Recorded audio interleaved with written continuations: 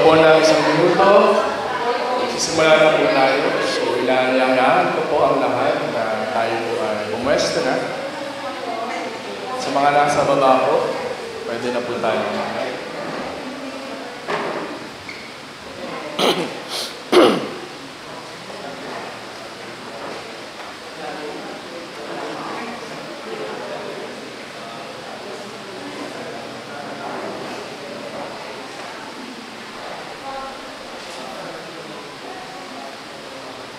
Good morning po. Kamusta po tayong lahat?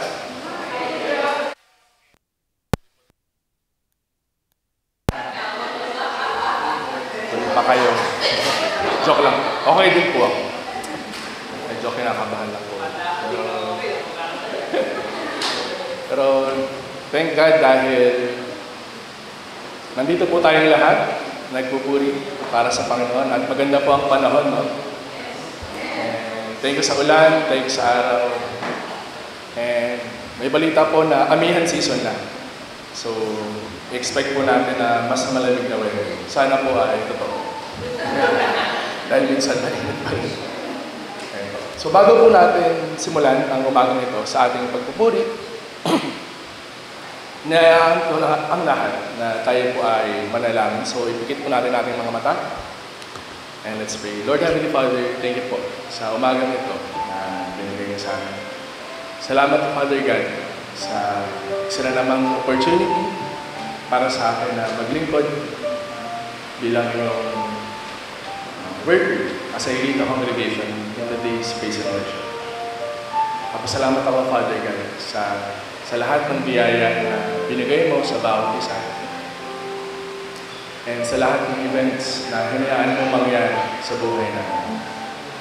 Father God, ngayong umaga, lumalapit kami sa iyo with a humble heart. Tubarin mo kami sa aming mga shortcomings. Hindi lang sa iyo, pati na rin sa iyo. Tunay nga po na ikaw ang pinakadaki ng Diyos. Ikaw ang nagpo-provide ng aming pangailangan. Ikaw ang aming matakbuhan sa aming may mga problema. Ikaw ang nagpapalakas sa amin. And Father God, ngayong umaga, we pray na ikaw ang mamuna sa bawat isa, Father God. Alisin mo ang gumugulo sa aming isipan. Alisin mo ang gumugulo sa aming puso. At huwag mo hayaan mawala ang focus namin sa pagbibigay ng papuri sa iyo ngayong umaga. Pasanin mo ang mga worries namin sa buhay. Kung may mga projects or school works na nag-worry sa amin, tanggalin mo ito sa aming family. Ikaw ang magbuhat. We also pray, Father God, sa mga kapatiran na wala dito due to some reasons. I also pray, Father God, sa mga kapatiran na may sakit, na ikaw ang patuloy na magpagaling sa kanila. Ikaw ang patuloy na magpalakas sa kanilang pangatawan, Father God. And we claim victory in your name. We claim complete healing in your name, Father God. Ngayong umaga, tulungan mo kami na dakilain ang iyong pangalan. Naway sa pamamagitan ng awit, sa pamamagitan ng aming mga boses, ng aming mga palakpak, ay maitaas namin ang iyong dakilang pangalan. Kaya wala nang ibang mas dadakila ka sa iyo, Father. Muli, samahan mo kami at ikaw ang maging focus ng aming puso, ng aming isip, ng aming kaluluwa ngayong araw. Patuloy ka namin sasambahin, patuloy namin aawitan ng iyong pangalan at itataas ang dakilang pangalan. This is all yours. In Jesus' mighty name. Amen. Sabi po sa Psalm 100 verses 4 to 5, enter His gates with thanksgiving and His courts with praise. Give thanks to Him and praise His name. For the Lord is good, and His love endures forever. His faithfulness continues through all generations. Tumayo po tayong lahat at awitan po natin ang Panginoon.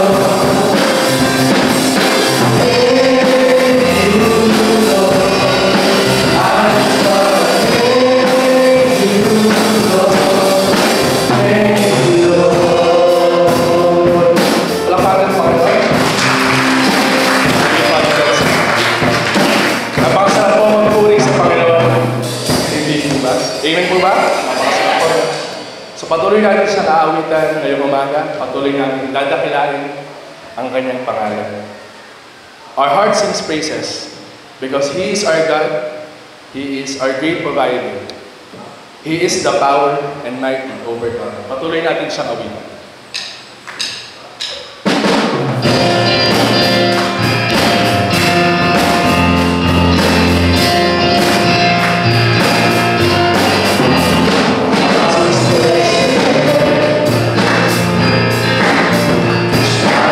We'll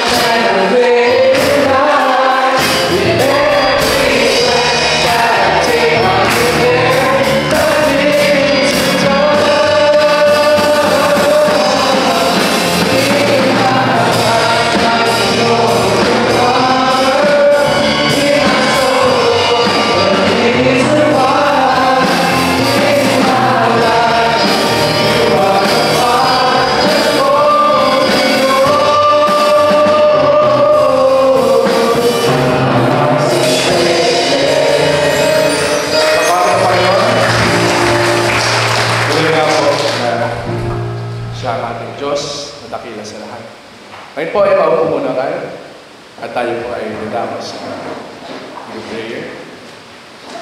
So ito po ang mga prayer items natin ngayong umaga. So pray po natin ating mga leaders, council members, ating church members din sa Batasan at sa dito sa Doña Carmen. Pag-pray po natin ang ating mga church ministries and church missionaries and ang ating bansa at ang mundo. So maggrupo-grupo po tayo, dalawa o tatlo po, and ipanalangin po natin ang mga prayer items na nakikita po natin sa school.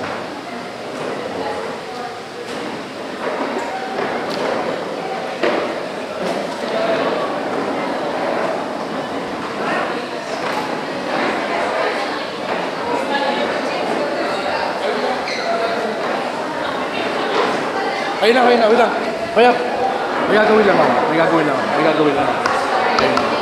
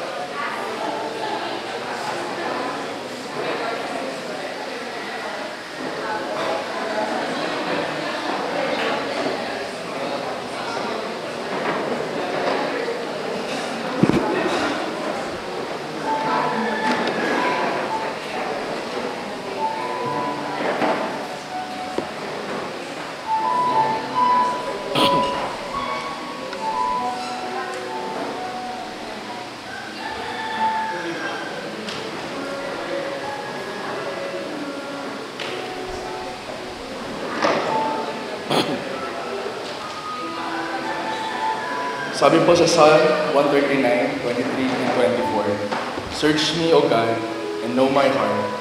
Test me and know my anxious thoughts. Point out anything in me that offends you, and lead me along the path of everlasting life." Alam ni Lord ang laman ng puso natin. Alam ni Lord yung tumatakbo sa isipan natin. Kahit bago pa tayo mag-pray, bago pa tayo humingi ng kahit na sa Kanya, alam niya na yung hihingan niya sa atin. And overall, alam niya yung buong pagkatao natin. And dapat tayo magpuri dahil kilala niya tayo, di ba? Kasi kung hindi niya tayo kilala, ibig sabihin, hindi niya tayo alam. So, tayo may pasalamat dahil meron tayong Diyos na kilala kung ano tayo, kung sino tayo. And patuloy natin siyang awitin. And let this next song be a reminder to all of us na meron tayong Diyos na dapat natin bigyan ng pasalamat dahil kilala niya tayo at kung hindi tayo sa Kanya, ay wala tayo. Patuloy tayong umawit, tumayo tayong lahat.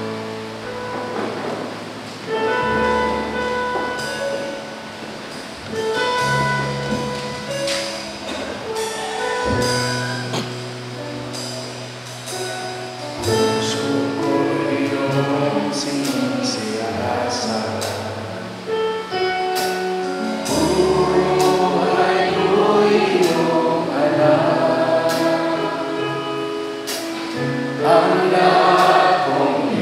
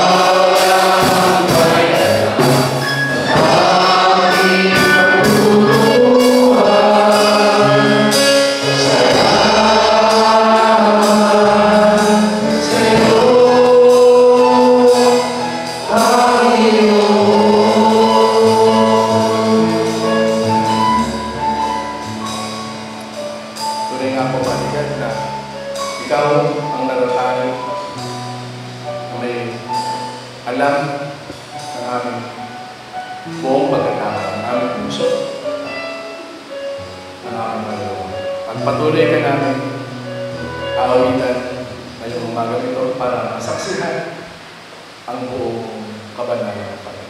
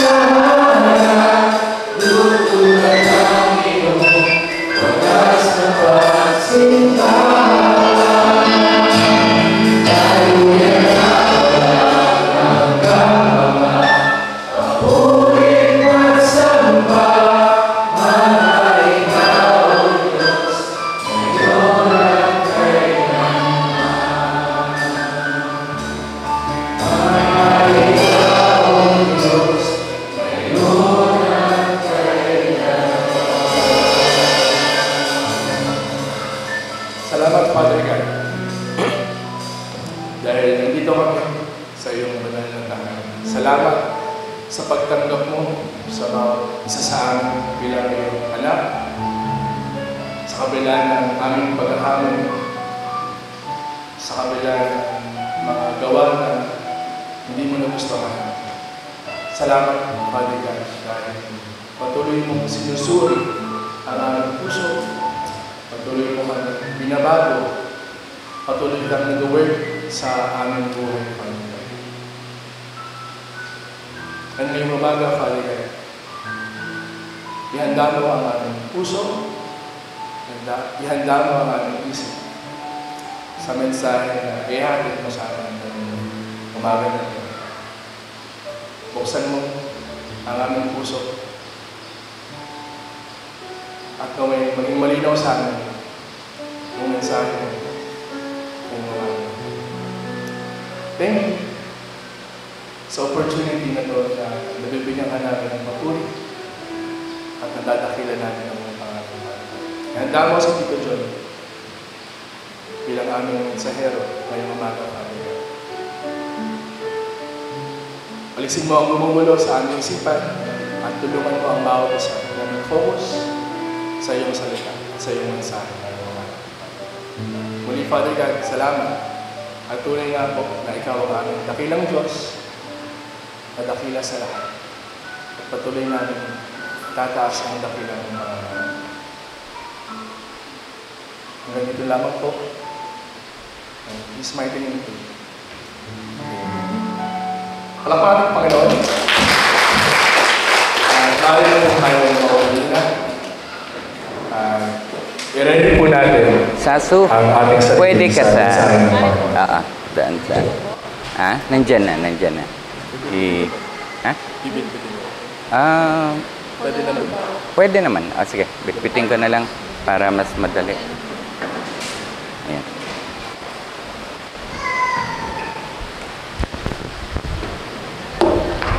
Itaas mo lang, kasi may kopya ako. Ayan.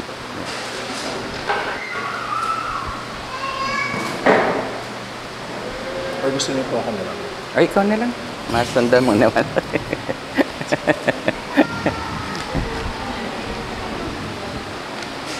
Ayan. Maganda yung maawit natin kanina. Tunay na talagang walang katapat Diyos. Wala siyang katulad.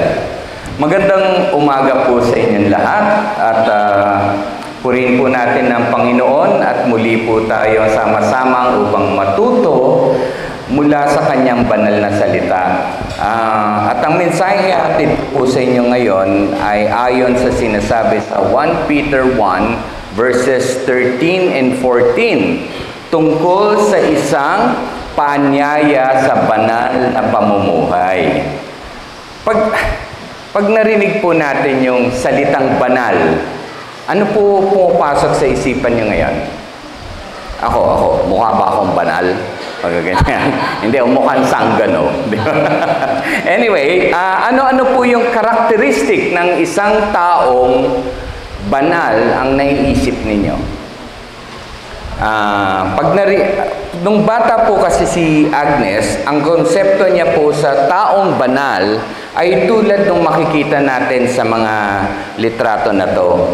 Sa simbahan po nila, nakikita niya na ang mga taong nagdarasal habang nakaluhod at naglalakad papunta sa altar. Yan, isa po yan. Sa bahay naman nila, gabi-gabi ay nananalangin sila ng sabay-sabay sa pagharap sa rebulto. Okay? Tuwing buwan ng September, alam po natin sa Bicol, yung September, yung tinatawag na Peña Francia, di ba? Sumasama po sila sa mga prosesyon para kay Maria. Maria na ina ni Jesus. Ganito po yung konsepto na pumasok sa isipan niya sa pagiging banal na kinalalakihan ni Agnes sa kanilang probinsya. Lalo na sinusunod ng buong pamilya niya kasi mga Katoliko po at itong mga gawaing nakikita natin sa mga litrato. Pero noon pa man ay may mga tanong na po si Agnes tungkol sa mga ito. Ako naman po, nung bata ako, sad to say, wala pong magawaing banal o spiritual ang aming pamilya. Kasi hindi kami nagsisimba sama-sama. Catholic din po ako na that time. At nananalangin man lang ng sabay-sabay. Wala ako naalalang ganun po nung bata ako. Kaya wala po akong konsepto ng pagiging banal. Pero pinag-aaral po ko sa eskwelahan, sa Claret School po, na meron Immaculate Parish Church sa tabi. Ang mga nagpapatakbo doon, mga pare. Okay? At nakikita po, ayan, nakikita ko sila halos araw-araw nung bata ako. Kasi pag umuwi ako mula sa school, papunta sa bahay, naglalakad ako, nakikita ko sila naglalakad-lakad yung mga pare na yan. Ang naging impression ko po sa kanila ay napakatahimik at seryoso nila. Na parang lagi silang nananalangin. Yun po yung pananaw ko sa kanila eh. Kaya naging paniwala ko na yung mga pare ang mga pinakabanal sa pananaw ko, na pinakabanal na tao. Praise God! Siyempre, nakilala natin si Jesus at bilang Lord and Savior. Siyempre, hindi na po ganito yung konsepto ko ng pagiging banal o sa English, being holy. At sana naman po, hindi din po ganito ang konsepto nyo tungkol sa pagiging banal. Pero, ano nga ba ang ibig sabihin ng pagiging banal? Sino po ang sinasabing banal? Paano ba tayo dapat mamuhay na may kabanalan? Bago po tayo magpatuloy sa ating pag-aaral tungkol dito, manalangin muna tayo. Panginoon, maraming salamat sa oras na to, Lord. At muli po kami ang pagkakataon na ito na makapagbahagi ng katotohanan na mula sa inyo. Kayo po ang magbukas ng aming mga isipan sa mensaheng nais yung matutunan namin ngayong umaga. Gamitin ninyo lamang ang mouthpiece, ako, para maihatid ito. Kayo po ang mangusap sa amin lahat. Kayo po ang siyang paalala sa amin ng kahalagaan na matututuan namin ito. Alisin niyo po ang anumang makakasira sa pag-unawa namin sa mensaheng ito, sapagkat ito'y dalangin po namin sa dakilang pangalan ng inyong anak na si Jesus. Amen. Okay, ang pag-aaralan po natin ngayon ay ang mensahe na ayon sa 1 Peter verse 13 to 14. Basahin po natin to ng sabay-sabay. Kung tutusin, basahin ko yung verse 13, basahin niyo po yung verse 14. Okay? Mauna ako. Kaya nga, ihanda ninyo ang inyong mga isipan para sa dapat ninyong gawin. Maging mahinahon kayo at lubos na umasa sa pagpapalang tatamuin ninyo kapag nahayag na si Jesucristo.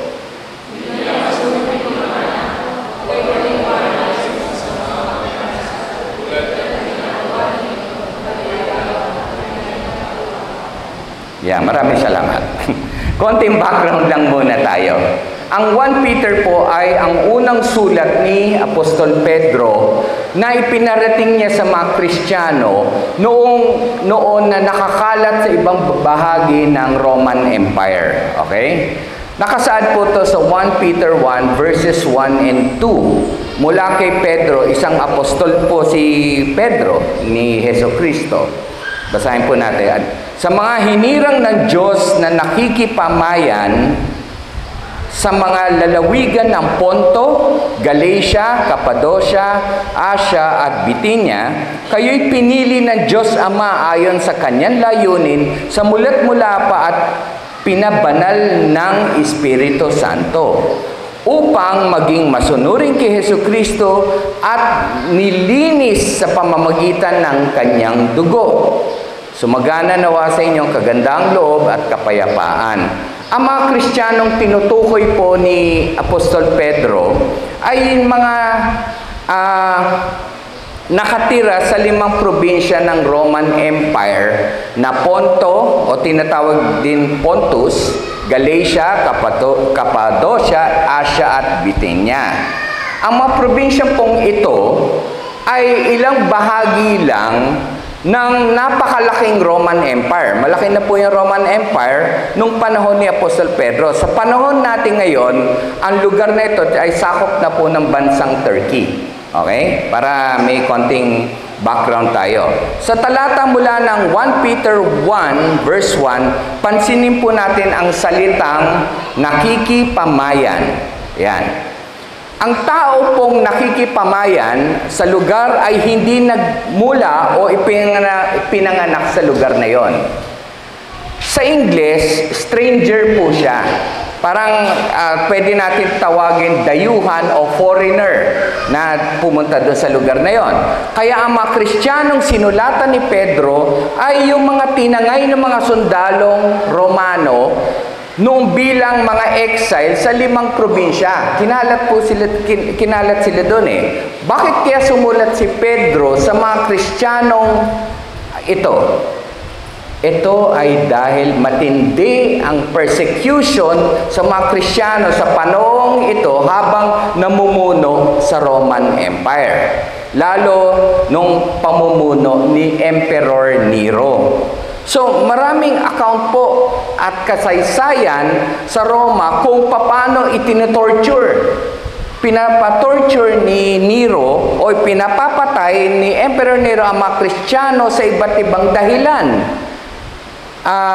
O kasalanan na karamihan ay hindi totoo o gawa-gawa lamang. Para pong sa atin, no? Di ba? Yung mga EJK, di ba? May imagine na lang natin kung gaano katindi o paghihirap o suffering ng mga Kristiyano sa Roma ng panahong ito. Malamang sila ay takot na takot. Di ba? Kasi pinaparusahan sila sa maaring gawin sa kanila ng pamahalaan. Kakayanin pa ba nilang magpatuloy bilang mga anak ng Diyos sa ganitong sitwasyon? Pinaparusahan ka na eh. Tinotorture ka na eh. So, magiging malapit ka pa sa Panginoon? Kung ikaw ay nasa ganitong sitwasyon, kung nasa ganong sitwasyon kayo, kakayanin niyo pa ba? O na mamuhay ng may kabanalan? Mahirap yun. Hindi na iba kay Apostol Pedro ang sitwasyon ng Kristiyanong ito dahil siya rin ay nakaranas ng paghihirap o pagtutorture ng pamahalaan. At maging ang pagpakulong dahil sa kanyang pagbabahagi ng salita ng Diyos. Pero ano po ang naging tugon ni Apostol Pedro sa mga ganitong sitwasyon? Sinunod niya yung halimbawa nakita niya kay Jesucristo nung nakasama niya ito sa 3 taon. Si Kristo mismo di ba? Nakita niya kung paanong minaliit at talagang pinahirapan si Kristo ng mga Pariseo at mga Romano noon, pero patuloy pa rin ito namuhay na may kabanalan hanggang sa ito ay ipinako sa krus. Namuhay siya na may kabanalan. Para kay Apostol Pedro, wala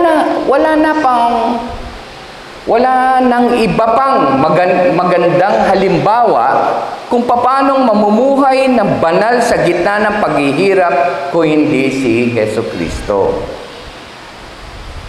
Ayon po sa Filipino English Dictionary, ang salitang banal po ay nangangahulugang nakahiwalay o naiiba sa karaniwan.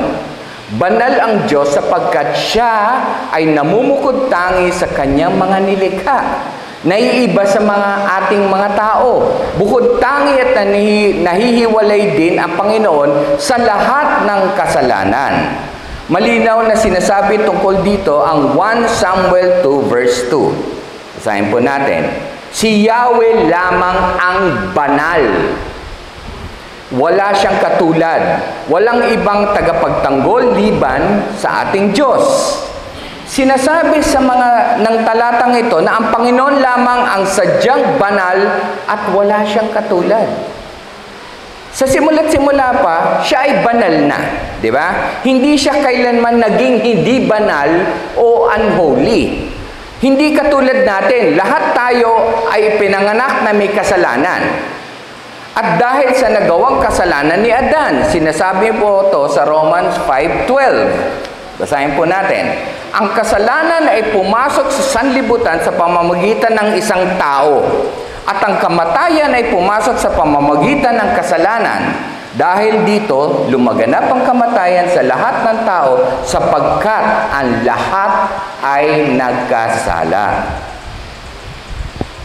Pero dahil sa pagtanggap natin kay Kristo bilang tagapagligtas, as our Savior at Panginoon, para sa Diyos, tayo ay naging banal na rin. Tinanggap natin si Kristo sa buhay natin, naging banal na rin tayo. Ito ay nakasaad sa Hebreo 10:10. At dahil sinunod niya ang kalooban ng Diyos, tayo ay ginawang banal ni Kristo sa pamamagitan ng minsang paghahandog ng kanyang sarili at iyon ay sapat na. Di ba? Ang linaw po ng sinabi ni Jesucristo. At dahil tayo ay tinuturing na ng Diyos na banal, iniutos niya na tayo ay mamuhay na may kabanalan. Ito po ay nakalagay sa 1 Peter 1:15. Tignan nyo. Dahil ang Diyos na pumili sa inyo ay banal, dapat din kayong magpakabanal sa lahat ng inyong ginagawa. Sapagkat nasusulat, magpakabanal kayo sapagkat ako'y banal. Ito po ang nais iparating ni Apostol Pedro sa mga Kristiyano noon sa kanyang mga sinulat sa kanila. Okay? Ipinaalala niya na ang mga Kristiyano kahit grabe ang pinagdadaanan nila noon, dapat pa rin silang mamuhay ng banal. Kung iisipin po natin, napakahirap na sitwasyon. Kailangan talagang magsakripisyo at sumunod sa sinasabi ni Apostol Pedro. Ito rin ang gusto ni Apostol Pedro na matutunan natin sa pag-aaral ng 1 Peter 1:13 at 14. Hindi man tayo nakakaranas ng matinding persecution.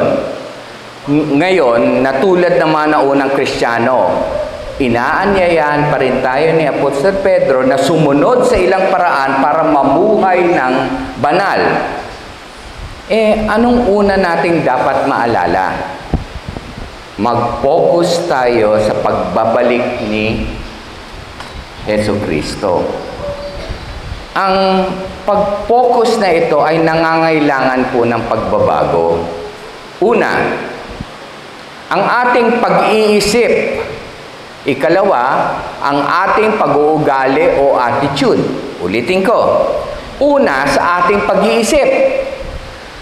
Pangalawa, sa ating pag-uugali o attitude. Ito po yung sinasabi ni Apostol Pedro sa talata 13. Verse 1, Peter 1. Kaya nga, ihanda ninyo ang inyong mga isipan para sa dapat ninyong gawin.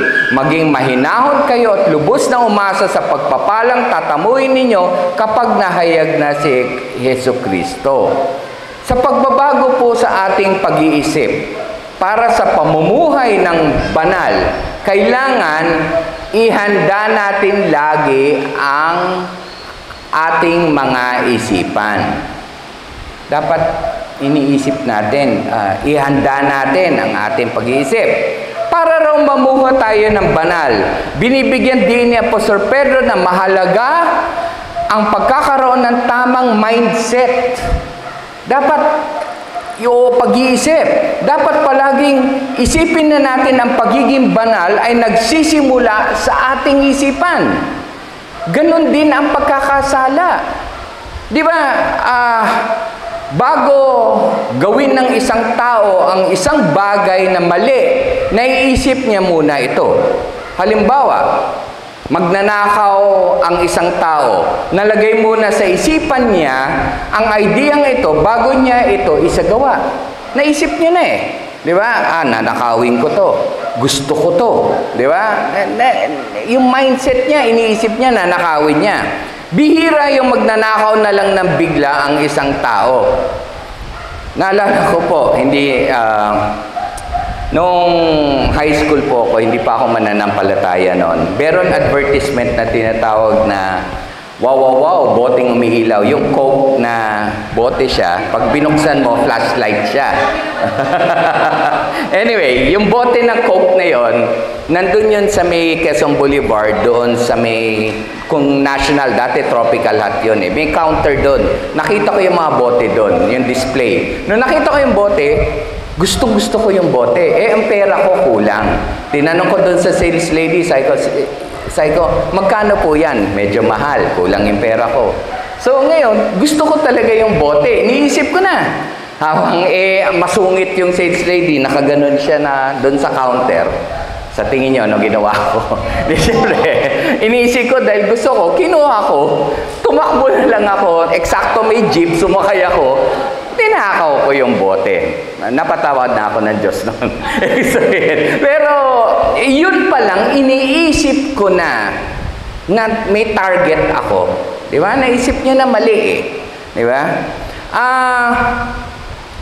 Tulad ng halimbawa pa, isang driver sa atin dito, kapag nagmamaneho tayo, bigla na lang ba natin ikakat ang isang sasakyan nang hindi natin muna ito iniisip?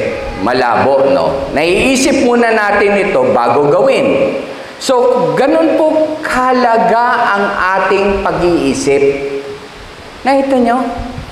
Ang utak po natin ay pinaka-command center ng katawan natin. Sabi nga ko, anong iniisip ay ito ay gagawin ng ating katawan. Dito nagmumula ang utos para gawin ng iba ang iba pang parte ng katawan natin. Kaya dapat po talaga nating bantayan kung ano ang kung ano yung pumapasok sa ating isip, hinahayaan natin makapasok dito. Lalo ang maling pag-iisip. Ito nyo? Sa umpisa pa lang, alam mo nang mali eh. Iniisip mo pa. Siyempre, alam ng Diyos na iniisip mo na mali yung gagawin mo. So, ingatan natin ang ating command center. Sabi nga sa ni James kanina sa isa, alam ng Diyos ang pagkatao natin. Diba? Halimbawa, baka marami tayong oras na nilalaan natin sa manood ng TikTok. Yan. O yung Facebook, mga YouTube. Yan. Diba? Aralin natin kung ano ang nilalaman nito sa ating isipan. Maaring ang may mga aral tayong nakukuha dito, maaring hindi. Naalala ko po si Agnes, pag nakikita niya akong tinitignan ko yung cellphone ko, alam niya nanonood ako sa mga Facebook, yung mga movie clips doon. So, hi! Nako, sabi niya, ayan ka na naman, sabi niya. Ang oras ko daw nandun sa panonood. Kesa mag-aral ako o mag-devotional ako o manalangin ako, hindi ko nagagawa kasi masyado ako doon busy sa Facebook. Set your priorities. Pero kung ito ang mas binibigyan natin ng oras at di man tayo makapagbibigay ng panahon para makapag-devotional o prayer time o magbasa ng Biblia, ay may maling nangyayari sa inyo, sa atin, di ba? Ang ating mga priorities nalilihis. Ilang minuto ba ang kailangan natin upang magbasa ng isang verse? Ilang minuto? May oras ka bang basahin to? O busy ka doon sa YouTube? O manalangin? O magkaroon ng devotional prayer? Meron bang oras kayong ginagawa? O busy ka kakaisip nung ano? Bigyan po natin ng oras. Napakayaman po ng account ng Biblia na makapaghahanda sa ating isipan. At para sa mapanahong namumblema tayo o nangihina tayo. Makakakuha po tayo dito ng wisdom. Okay? Na kailangan natin para maharap ang mga problema natin. Malaman natin kung paanong nagtatagumpay ang maraming tao dahil sa pagsunod at pagtitiwala sa ating Diyos. Bukod po sa pag-iingat natin sa ating pag-isipan, ipinaalala rin ni Apostol Pedro ang pagkakaroon ng tamang ugali po o attitude sa paghaharap sa buhay. Ito po ay nasa talata 13 pa rin ng 1 Peter 1. Nakalagay doon, ilagak natin ang ating pag-asa at pagpapalang dala ng pagbabalik ni Kristo. Tandaan po natin, kinakausap po ni Apostol Pedro ang mga unang Kristiyano sa kanyang sulat. Dahil nga matindi yung persecution na nararanasan nila, sinikap ni Apostol Pedro na bigyan sila ng dagdag panlakas na loob at pag-asa para magpatuloy sa kanilang buhay. Ipinaalala niya rin na dahil sa kaligtasang meron sila kay Kristo, mas marami pa silang biyayang mararanasan sa hinaharap kapag kasama nila si Kristo. Ang linaw po ng sinasabi niya. Totoo po ang mensaheng ito kahit sa atin ngayon. Dito sa Pilipinas, hindi natin nararanasan ang persecution o pag-uusig na tulad ng mga Kristiyano noon. Pero may mga bansa pa rin na hindi tanggap ang mga Kristiyano o mga mananampalataya. Ayon sa report po ng Open Doors International nito noong 2023, marami pang Kristiyano ang nakakaranas ng persecution sa 50 bansa. 50 countries, imagine. Nangunguna na dito ang North Korea. Grabe po doon. Sinusundan na Somalia, Yemen, Eritrea at Libya. Ang Open Doors International ay isang Christian organization na ang mission ay matulungan ang mga Kristiyanong nakakaranas po ng persecution saan man sa mundo.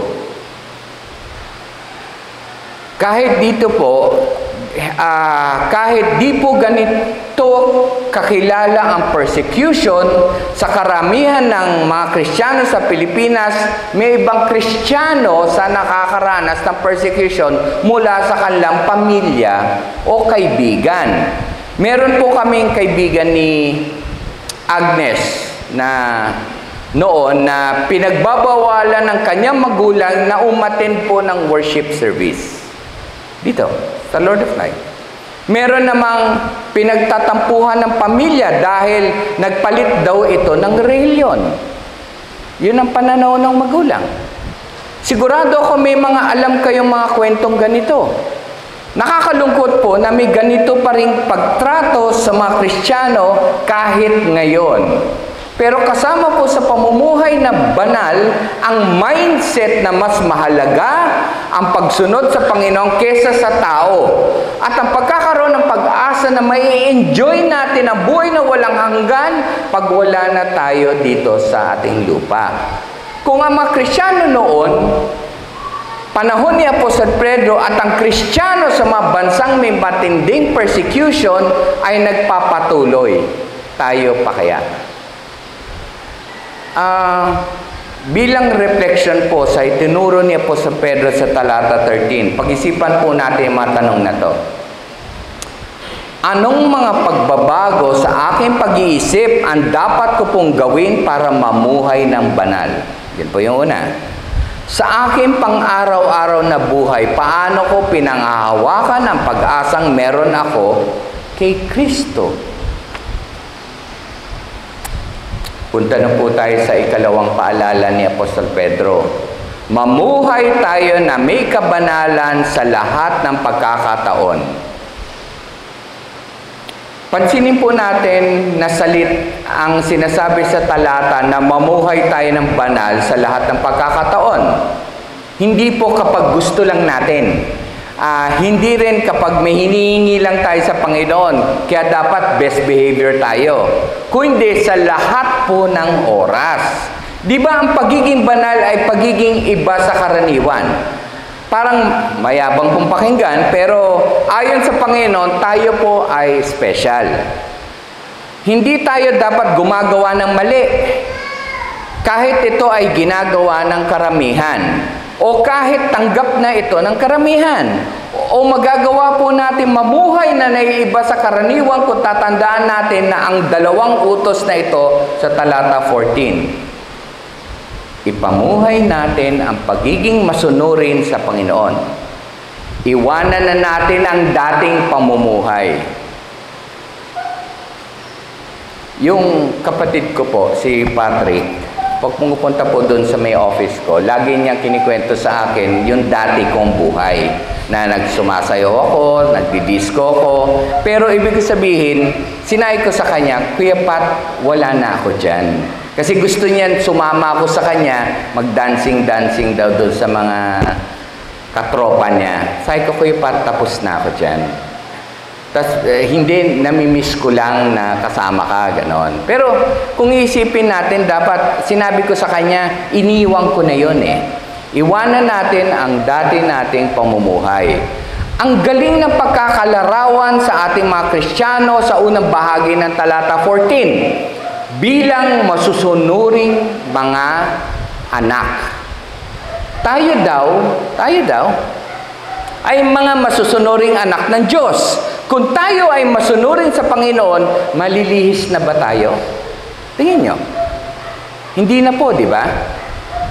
At may manual o textbook kayo na ibinigay ng Diyos para may reference tayo kung mamumuhay tayo ng banal. Biblia. Ito po, alam natin ito ang Biblia, kung saan nagsasalita sa atin ng Panginoon. Kinakausap tayo ng Diyos mula sa Biblia. Kaya kung susundan natin ang nakapaloob dito, sinusunod natin ang Panginoon. At mararanasan natin ang mga biyaya ng Panginoon sa pagsunod natin sa Kanya. Kasama na po dito yung pagkakaroon ng karunungan, di ba? Yung wisdom. Alam natin. At gabay para sa lahat ng desisyon natin. Narito rin na ang biyaya ng kaaliwan kapag down na down tayo. Pag down na down ka, Lord, tulungan niyo ako. Diba?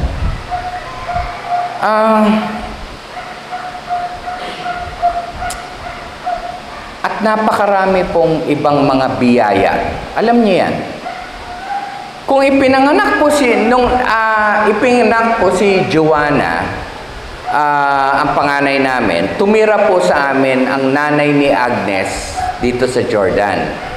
Para alalayan si Agnes nung unang panganganak po. Usually, ginagawa ng mga magulang yon, di ba? Si Francis nga, si Andrea, nagdadalang tao, pupunta po siya ng Japan para alalayan. Nang mga 1 month old na po si Joanna, napag-usapan namin ni Agnes na i-dedicate si Joanna. Okay? Wala po kami sa Lord of Life noon. Sa Diliman Bible Church pa lang kami nananambahan noon. So, si Pastor Jean Lara po ang pastor namin noon. Nung nalaman ng nanay ni Agnes na hindi sa Catholic Church namin bautismuhan si Joanna, kundi ipapadedicate namin nga siya, nag-react po kagad yung nanay niya. Nagsabi siya na, hindi ako a-attend. Nanay ni Agnes to. Diba? Pero nanindigan po kami sa aming pananampalataya at ginawa pa rin namin yung nais ng Diyos. Hindi naman po namin babaguhin ang desisyon namin kasi sumusunod lang kami sa turo, sumusunod kami sa turo ng Panginoon. Bigla po nagpaalam yung nanay niya, umuwi po sa Bicol. Siyempre, sumama ang loob ni Agnes, sumama din loob ko. Siyempre, mabigat po sa loob namin na wala siya at ang ibang kapamilya ni Agnes sa dedication ni Joanna.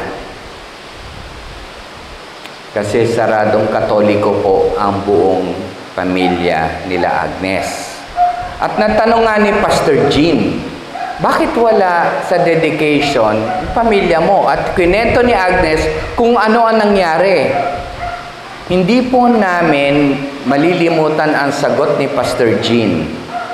Don't worry. God will honor your decision. Okay?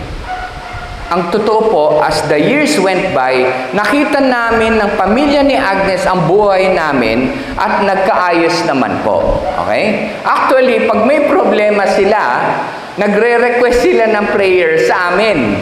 Okay? At pag may mga okasyon, naghihiling pa si Agnes sa manalangin. Sipin niyo yung effect nun, ha? Yun lang, wag lang daw super haba. Yan ang sinasabi ng mga magulang. Matindi po ang naging impact sa amin ang karanasang ito. At malamang marami sa inyo ang nakakaranas ng ganitong sitwasyon. Naging buhay sa amin ang sinasabi sa Matthew 6:33. Basahin natin. Ngunit higit sa lahat ay bigyang halaga ninyo ang kaharian ng Diyos at ang pamumuhay ng ayon sa kanyang kalooban at ibibigay niya sa inyo ang lahat ng mga bagay na ito. Ang ganda, di ba? Bilang mga anak ng Diyos, kailangan po harapin natin ang mga challenge sa buhay na may pagsunod lagi sa Kanya. Madali sabihin, pero mahirap gawin. Dahil alam po natin na pag gumagawa tayo ng mali, kahit minsan sa buhay natin, mahirap po yun. By God's grace, mapagtatagumpuyan po natin ang mga challenge na ito. Lalayo pa ba tayo sa halimbawa na ipinakita ni Kristo sa kanyang pagsunod sa Diyos hanggang siya ay ipako sa cross? Ang ating banal na si Kristo.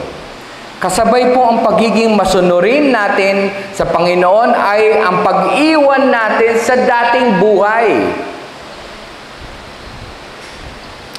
Sa Jordan, manginginom po ako. Doon po sa bahay namin sa harap. Yung mga kapitbahay ko, niyayaya pa ako lagi. John, halika na. Umiinom pa ako noon.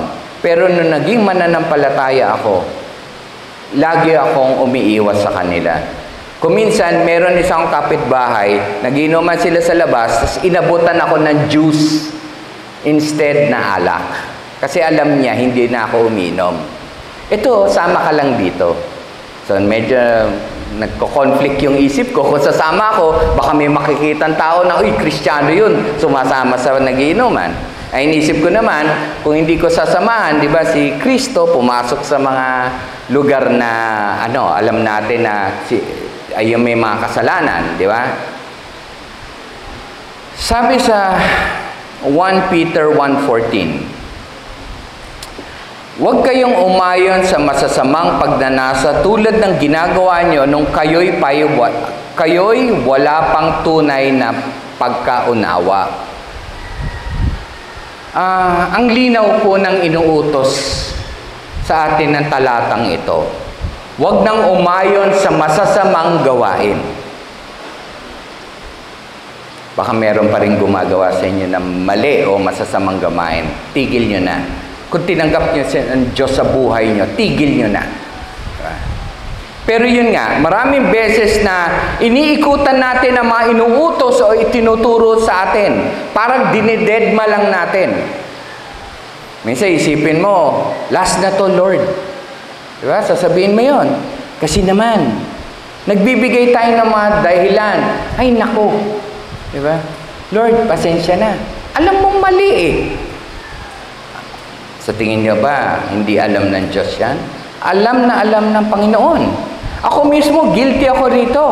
Kakayamang aminin. Pag uminit minsan ang ulo ko sa traffic, nakapagsalita ako ng hindi tama sa kapwa driver. Siyempre, hindi ko naman nasasabi doon sa driver na nakaalitan ko, pero sa isip ko na doon sa kotse lang ako nagsasalita. Kahit mag-isa ako sa kotse, hindi naman naririnig ng driver, mali yung mga nasasabi ko. Nung minsan nga, kasama ko yung staff ko, si Daylin, kasama niya yung anak niya, si Angel. Nung meron isang sasakyan na gumitgit sa akin, nakapagsalita po ako na hindi tama. By accident. Siyempre, yung word na shit. Di ba? Mabigat, malakas yung pagkasabi ko noon kasi akala ko babangga ako. Biglang sabi ni Angel, Sir John, bawal po yun. Bad word po yun. Sabi niya sa akin. Bigla ako na konsensya. Tapos sabi ko, ay sorry, mali ako. Pangako, hindi ko na ulitin yon. Sabi ko sa kanya. Timo, bata mismo, alam niya, mali. So, kapag nakakapag-isip tayo ng hindi maganda sa ibang tao, kahit mali naman talaga, syempre hindi rin ito pag-iisip ng taong namumuhay ng banal. Sinasabi po ng talata na mga gawain nito ng isang tao, wala pang tunay na pagkaunawa. Tinutukoy nito yung kalagayan natin nung hindi pa natin kilala si Kristo. Ang difference po, kilala na natin ang Diyos. Tinanggap nyo na ang Diyos sa buhay nyo. Ngayon, Kristiyano na tayo, hindi na dapat tayo nakikita ang mga maling gawain sa ating pamumuhay. Dapat na nating iwanan ang past lives natin. Acceptin nyo na. Dapat iwanan nyo ang mga mali. Dapat natin huwag natin hayaan na maudyukan pa tayo ng kalaban. Kaya isa sa mahalagang talata na dapat natin isa puso ay nasa Romans 12:2. Basahin ko po sa inyo. Huwag kayong makiayon sa takbo ng mundong ito. Sa halip, hayaan ninyong baguhin ng Diyos ang inyong pag-iisip upang maunawan ninyo ang kanyang kalooban. Sa gayon, magagawa ninyo kung ano ang mabuti, kulugod-lugod at ganap na kalooban ng Diyos. Malinaw na inaasahan sa atin ng Panginoon ay mabuti, kalugod-lugod, at ayon sa kanyang kalooban. In short, ay mamuhay ng banal. Malinaw? Habang tayo ay sumusuko sa Diyos at naging mas mature kay Kristo, dahil sa biyaya ng Diyos, mas kakayanin natin panindigan ang pamumuhay na banal. Ngayon, nabuksan na ang isipan natin sa inuutos ng Diyos tungkol sa banal na pamumuhay. Sana po wag natin balik-balikan ang maling ginagawa natin noon.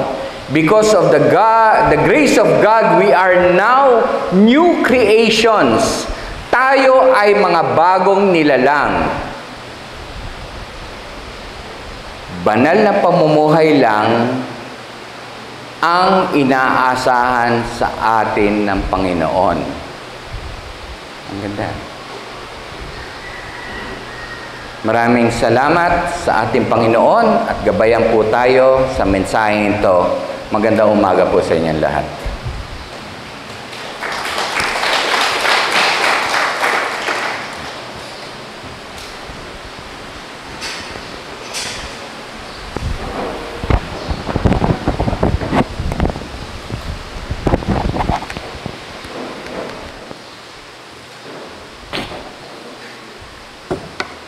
Thank you po, Tito John, sa mensahe ngayon po. Bilang response, inanyayakan ko po ang lahat na tayo po ay tumayo at muli po nating awitan ang ating Panginoon.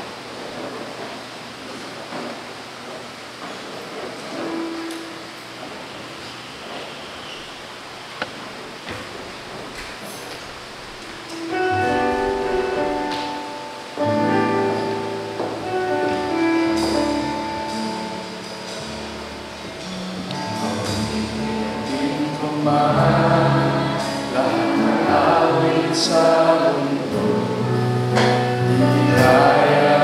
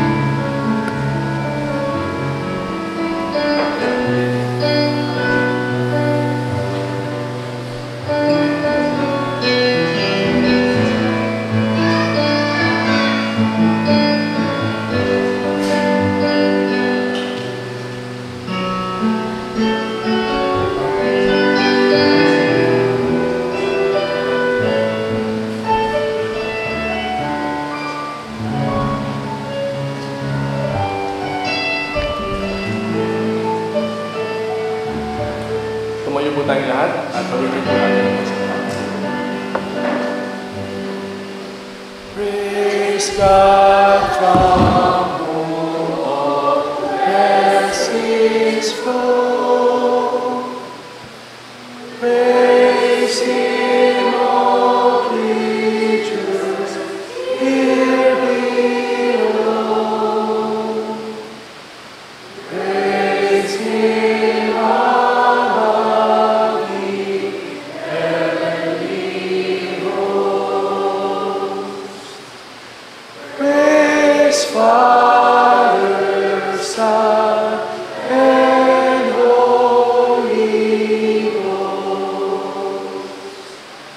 Amen.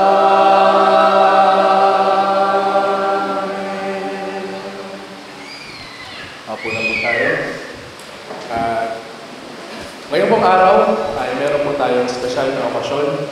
Tinatawag ko po si Tita Vivian para pamanahan po ito.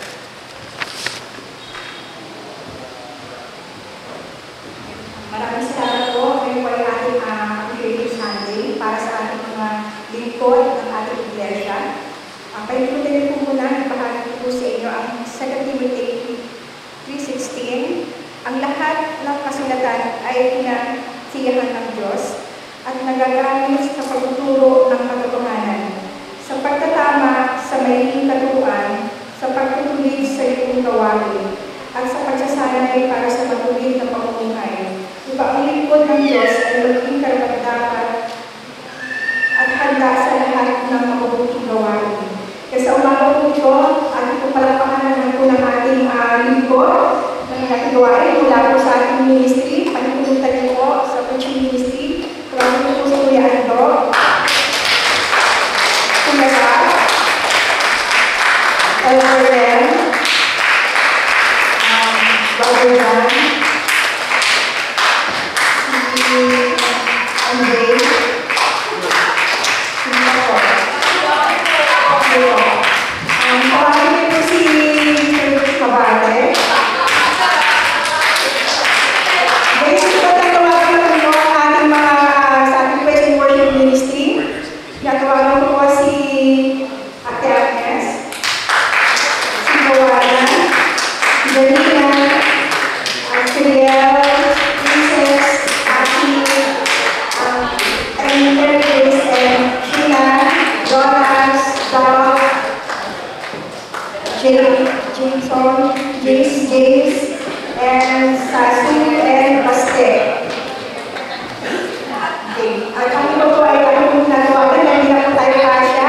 Hindi ko po tawagan ng ating mission ministry, si Ate Oxy, ang ating Sunday School, si Chichi, at si Beth. Si Ate Francis, ang ministry, si Ru, ang nagpahagi po ng ating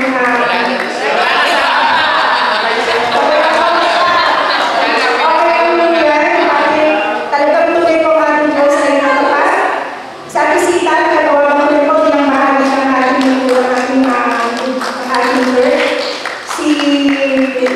Si Vince.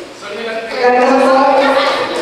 So, ayun lang po ang lahat po ngayon. Si Jason, saan po pala si Deacon? Si Deacon Jason, si Deacon MJ, Ate Sita. Samahan po, magsitayin po tayo ng lahat. Si Jess, bilang bahagi rin po ng ating mga lingkod. Sige po, sasamahan po tayo ni Elder Ren, may panalangin po tayo sa umaga nito.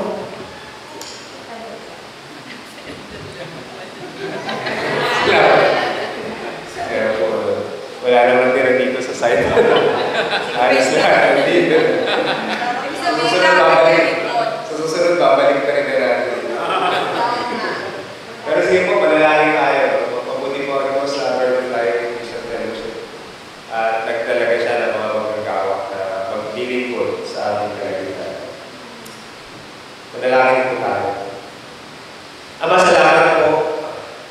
Salamat dahil kasama sa pagtawag mo sa amin upang maging banal. Dahil banal ka, ay ibinigay mo rin at binuksan ang pagkakataon sa amin para maglingkod sa iyo. Lalo na po sa iyong iglesia. Una po sa lahat, kinikilala namin na ang kakayahan kaloob ay galing sa iyo. Sa lahat ng uri ng paglilingkod na ginagawa namin.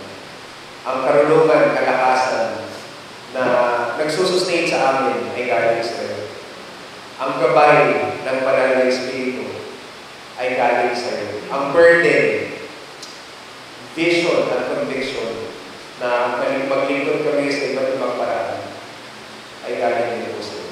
So, Panginoon, lahat po ng papuri pa sa salamat, pinabalik namin sa iyo. Dahil tayo sa iyo ang lahat ng ginagawa namin na paglilingkod.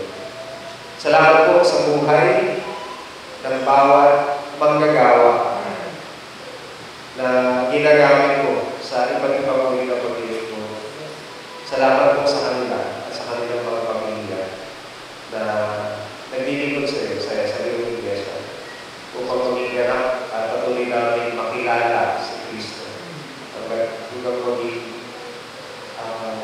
united, iisa kami sa layunin at kalooban. Ang aming pong panalangin, kayo po magpanatili ng kagalahan sa amin. Kagalahan sa paglilingkod sa iyo. Kayo po ang maging kaaliwan namin sa mga panahon na dumaraan yung discouragement sa amin. Ang mga salita mo ang maging gabay namin at karunungan. At patuloy na pag-ibig na maranasan namin mula sa Banal na Espiritu. At ang relationship namin sa iyo ang maging motibo namin sa aming paglilingkod. Maraming pong salamat.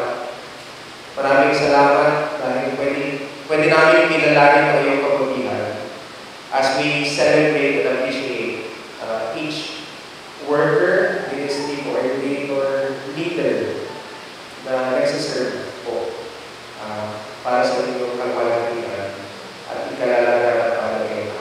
Lahat po ng papuri, pasasalamat ay sa iyo sa pangalan ni Jesus.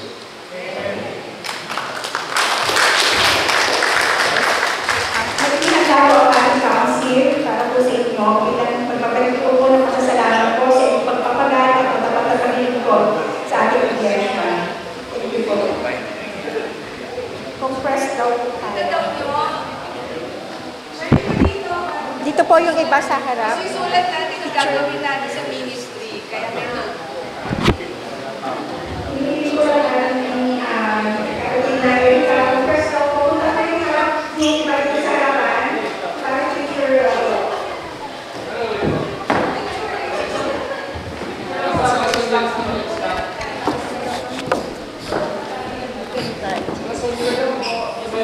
mga veterans.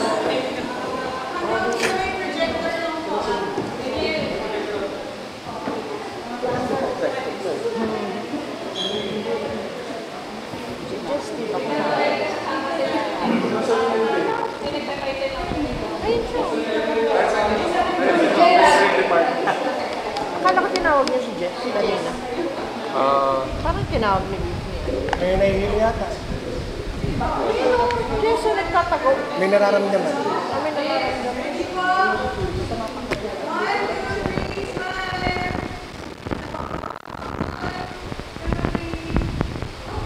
Thank you.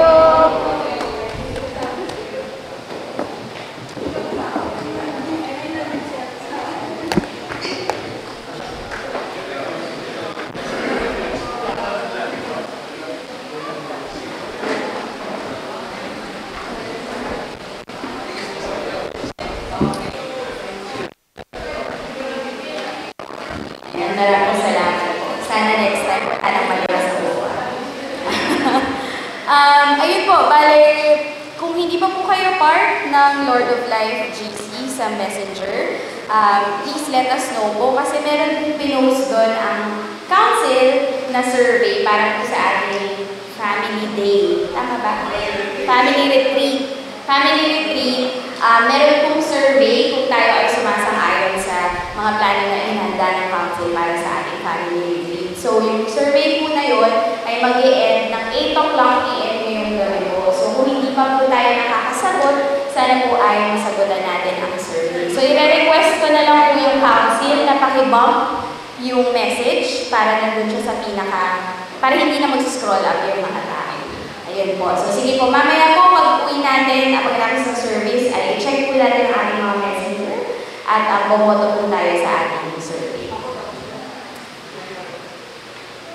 Ayan po, pagkatapos po ng ating worship service, ang mga youth ay meron pong youth hangout sa Balasan at meron po tayong transportation na darating dito maya-maya para dalhin po tayo sa Batasan. So, invited po ang lahat ng youth na dumalo dito. At yung same transportation po na yun ay ibabalik tayo sa Doña Carmen pagkatapos ng ating youth hangout. So, pwede naman po tayo kung hindi na magdala ng pamasahe. This coming Wednesday po ay may prayer meeting pa rin tayo ng 7:30 dito po sa Doña Carmen at inaanyayahan po ang lahat na sumali sa gawain dito. Sa Saturday naman po ay magkakaroon ng DC Kids Sunday School Volunteers and Teachers Meeting ng 9 o'clock a.m. hanggang 12 o'clock dito po sa Doña Carmen. At invited po ang lahat ng Sunday School teachers or mga gusto pong maging Sunday School teachers or mag-volunteer sa Sunday School. Pwede po tayong lumapit kay Papa, kay Ate Chi, para sabihin sila kung gusto natin sumali sa gawain ito. At invited po kayo na join sa meeting this coming Saturday. May provided naman po na lunch para po sa gawain ito. So, pwede po tayong pumunta at tumulong sa ating ministry. Next week po, October 29, ng 9:30 a.m. sa ating worship service, ang ating worship leader ay si Erica Daya. At ang ating preacher ay si Tito Ton Caballero sa Ecclesiastes 7:15-29, Balanced Living. Sa November 27 naman po, matagal-tagal pa, pero magkakaroon tayo ng ARCOP Sports Fest sa Marikina Sports Center. At nagsistart na po mag-practice ang ating mga teams. Meron po tayong mga iba-ibang pwedeng salihan na games. Meron pong basketball para sa kalalakihan. Meron pong volleyball, pwede pong babae o lalaki. Badminton, darts, chess, Scrabble, Bible quiz, pati general info quiz. At kung interesado po tayo na maglaro at sumali sa mga games na to, i-contact lang po natin si Kuya Rico Nani. O kaya naman, pwede rin siguro si Kuya MJ Dayan dito sa Doña Carmen kung merong mga... Si Kuya Jason pala, Kuya Jason Tabon, kung merong mga interesado na sumali sa mga games at sports na meron tayo nakalista dito. So, November 27 po, may time pa tayo para mag-practice. Birthdays. Meron po tayo magpa-birthday this coming October 25, pero wala siya dito. So, birthday po ni Rachel sa October 25. Pwede na lang po natin siyang i-message at sabihan ng happy birthday sa message.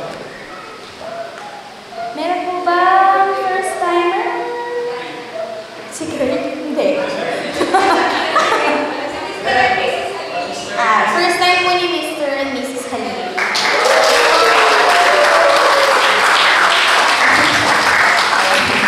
Kinasal po sila last. Ayun po. Magbatian na lang po tayo pagkatapos ng ating panambahan. Maraming salamat po.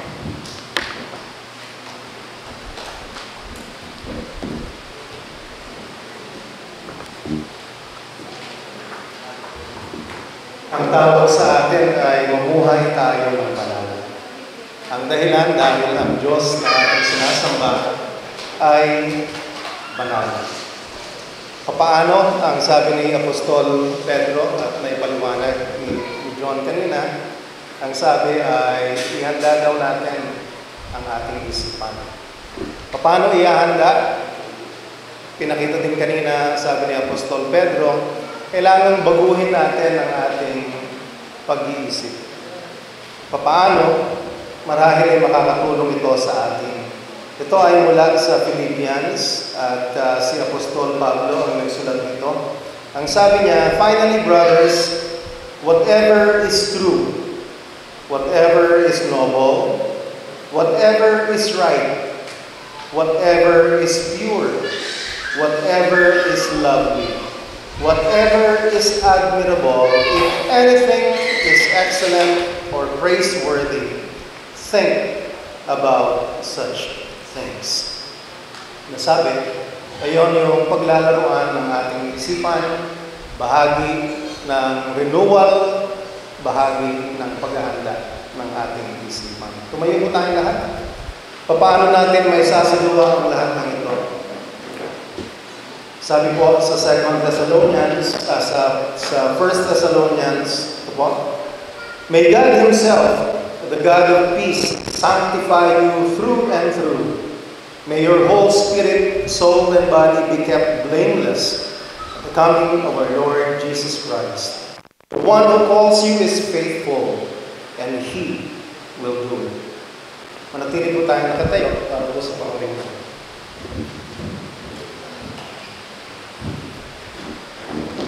Napakasarap po magpuri sa Panginoon. So bago po tayo mag-iwalay, muli po natin siyang aawitan.